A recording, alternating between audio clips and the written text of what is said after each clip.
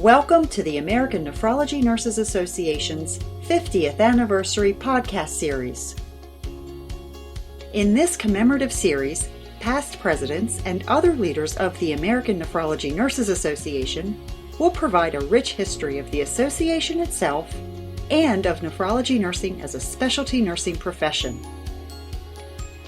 The American Nephrology Nurses Association's 50th Anniversary podcast series is brought to you by the Nephrology Nursing Journal, the official journal of the American Nephrology Nurses Association.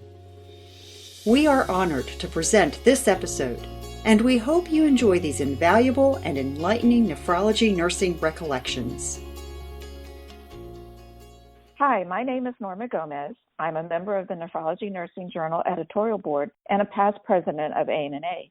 Today it is my honor to interview Barbara Bednar, who served as president of CNNe from 1992 to 1993. And I want to thank you so much for talking with us today about CNNe and nephrology nursing. Thanks, Norma. It's really nice to hear from you, and I'm glad to take this interview. Wonderful. Let's start at the beginning. How did you get into nephrology nursing? Interesting story. I was training at a 3-year nursing school in Philadelphia, Albert Einstein Medical Center. And my cousin, who is a little older than me, also was working at the hospital at the same time. And she had an interesting job. She was doing research with a nephrologist in the Friedenberg building, and they were doing dialysis on dogs. And they were feeding the dogs very different diets. And then my cousin Marie, her job was to regulate the dialysis to see what the clearances were on the dialyzers and the dog's reactions. And so I would go over to see her periodically. And then when I was studying anatomy and physiology and the functions of the kidney, I just became entranced with everything that the kidneys regulated in the body. And so I think that was the basis that I had of wanting to follow up and continue my research in nephrology. My first job was at Chester Crozier Medical Center in Chester, Pennsylvania. And I work on a all-peritoneal dialysis floor. So all the patients coming in were on peritoneal dialysis. At that time, we started the peritoneal dialysis for them. At that time, we used the very large glass bottles, and we had water-based heaters at the nursing station. And then we would spike the bottles similar to an IV set, and the patient had an acute catheter put in their abdomen. And we would run the dialysis 24 hours a day and start to do dialysis that way in order to care for the patients who had either acute or chronic renal disease. At that time, it was 1971. There was no formalized ESRD program, and patients who developed chronic renal failure needed to pay for their treatment. So consequently, there was very few patients on dialysis. And then in 1972, there was a Social Security bill that was being passed on a Friday afternoon late, and there was an insert into that bill that patients who developed chronic kidney disease would be entitled to Medicare reimbursement regardless of their age. And the actuarials actually did a study at that time and estimated that there would never be more than about 10,000 patients requiring dialysis. And so that's how it started. And the patients who were in prior to that, they had a committee at the hospitals that would review the patient's social and medical history, and they would be the determinants of whether a patient would be put on hemodialysis. So everything radically changed after the Social Security bill was passed, and patients then became Medicare entitled. Wow, you were right there at the beginning. That's really interesting. Seeing so many things change during your career. Let's talk about your role as president of CNNe. What was the environment like in nephrology nursing and CNNe during your time of presidency? Well, when I first joined CNNe, I was in awe at how knowledgeable the nursing leaders were in CNNe, and I just wanted to be around them as much as I possibly could be. And in 1992, I can't say it started at 1992, but there was a drive to really change dialysis care and the nursing perspective from a technical issue of just delivering the care to one where it was more nursing care driven. And by nursing care driven, I mean that looking at nursing, the care, education of nursing, patient classification, patient advocacy and education, and nursing leadership, whereby nurses would be seen and they would act more in a nursing realm rather than a technical aspect of the delivery of care. And at that time, nurses and patient care technicians basically were doing the same job. And so I saw a radical change at that point, that we needed to delineate very carefully what our role was versus what a patient care role would be in that delivery of care. And that's still true today. Yes, in some realms it is. So what did you see as the biggest challenge during your presidency? CNNe, I believe, was really the forefront of looking at things such as developing a patient classification system whereby nurses could really prioritize the care for the patient based on their acuity. And that started to be developed during my term that I was there. We also approved the formation of a task force to investigate the development of a clinical practice guideline and getting funding from the Agenda for Healthcare Reform program. So those types of activities were taking place.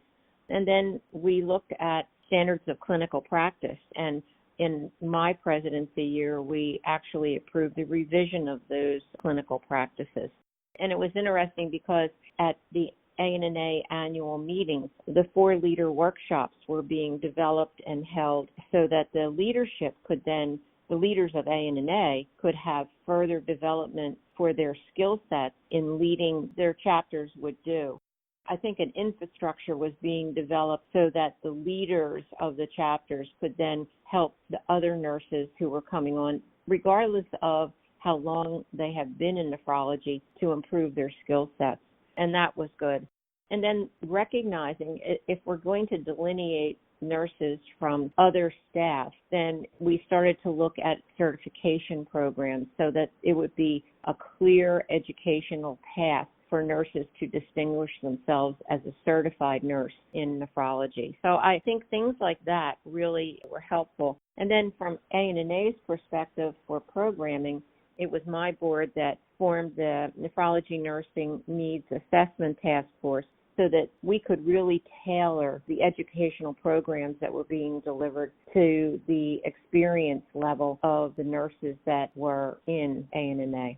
We continue a lot of those things today, so thank you, Barbara, for putting those in place.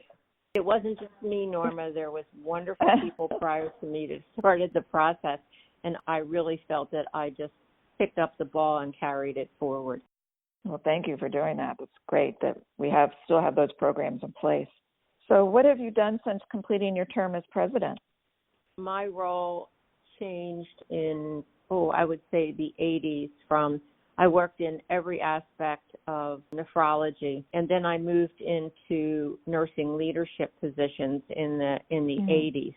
And I continued in all of those leadership positions to guide the nursing practice that was being delivered wherever I went. One of the companies that I went with was a very large dialysis company, Renal Treatment Centers, and I was their chief operating officer. And we had, I believe it was about 188 clinics. But I was responsible for the quality assurance, for reporting, and I was the liaison for the physicians, so I could drive the clinical practice that was being delivered. And I had all of that responsibility, risk management. But I always kept my finger on the pulse on the nursing care that was being delivered. And I felt that it was a very good relationship that I had with the nursing practice that was being delivered in all of our facilities.